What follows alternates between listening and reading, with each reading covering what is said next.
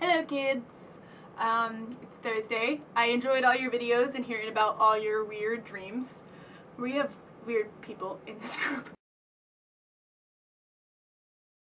I've been in just end of the semester chaos, as I assume everyone else is. I have most of my stuff done. Now I'm all moving into the final projects and stuff. I only have one like in-class final, and that's my last one that I have Wednesday night. And then my brother's picking me up right after so I can get home at like midnight Wednesday night. So I think I might be the first one home of anyone. That will be fun. But it's really, my history class is kind of easy in a way. But the final and the midterm are both the same in that he gives us 100 terms beforehand. Like, I have all of them to study. And there's 4 sections of 25 matching. So it's not the hardest final. So I have that, and then I have like 2 papers and a visual to go with one of them, and an oral meeting for Spanish, like I have to do an oral presentation, having a conversation with a partner kind of thing. And then I have like 1 presentation left. I have to have class next week for perspectives, so we can finish up our presentations that I have to do. But I have my part of that already. I just have to put together my groups when they give it to me. So yeah, so all I have left is like the final stuff. So in choosing the theme, assuming everyone's in a bit of final chaos, I had thought about doing kind of a challenge for the week because my friends were into that idea, but I decided to go easy because we're all in final hell and it'll just be some kind of topic for us to talk about. And I have chosen something actually completely original, my own idea, not from a Five Awesome Girls video or anything. My theme I've chosen is childhood games. So pretty much any game that you played a lot as a kid, fair game to talk about. So it's not high pressure, just want to hear about what weird games everyone else played, because for me, there's like 2 things that I used to do a lot that come to mind.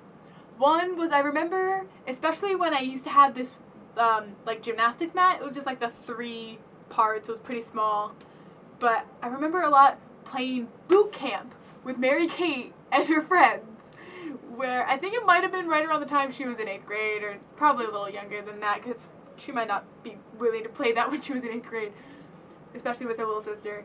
But I think it might have been when we got the idea about the 8th grade boot camp in KV, so we used to play that game, and my sister would just yell at me, and we would have to do like obstacle courses of just like a tumble on the mat and other stuff. But the first game that came to mind for me was absolutely Murder in the Dark. For those of you who don't know what Murder in the Dark is because you lived under a rock as a child or had no childhood, it is the game that has been in 100 different forms. The way we played it was we had cards usually. If not, we wrote down, and there was just like person. Usually I think we'd use like number cards would be just a random person. The ace would be the detective, and the jack or the king, probably the king for K, would be the killer. We played it 2 different ways. One where you would just shake each other's hands a couple times, you'd go around shaking everyone's hand, and the killer would choose a person and they would squeeze their hand, and that person would be dead. But the more fun way that we usually did was the killer would just have to go behind someone and pretend to stab them in the back and just bang them on the back.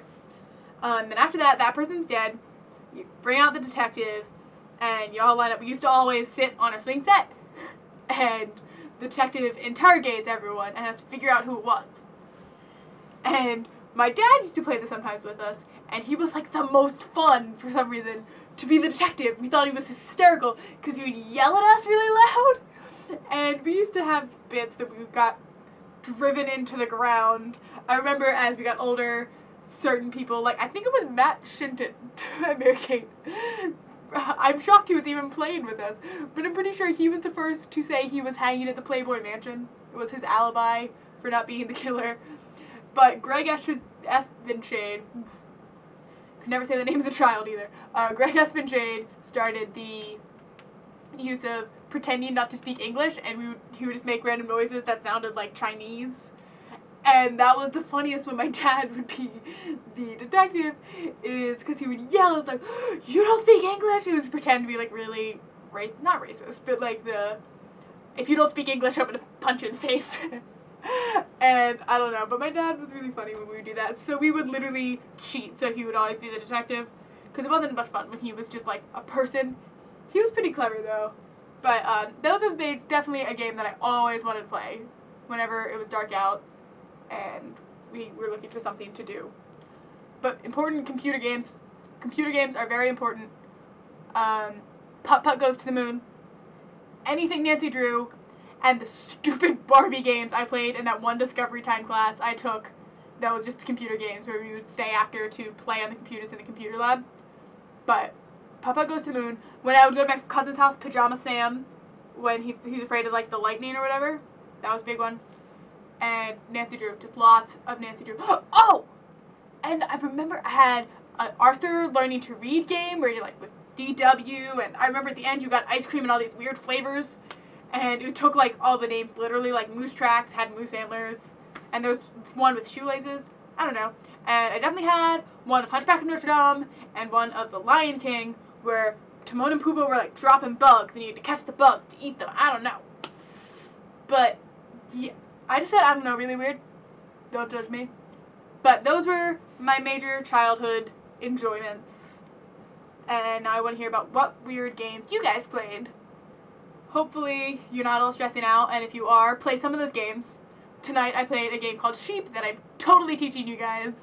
It's very similar to all those games where you just have to make each other laugh, but it's a little harder because you can't show your teeth at any point.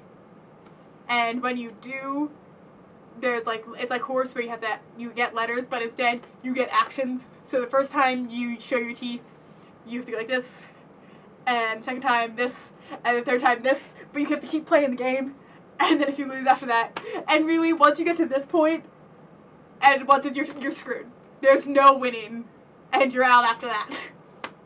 So, I want to play that game at some point. Oh! Mystery Date! Played that last week.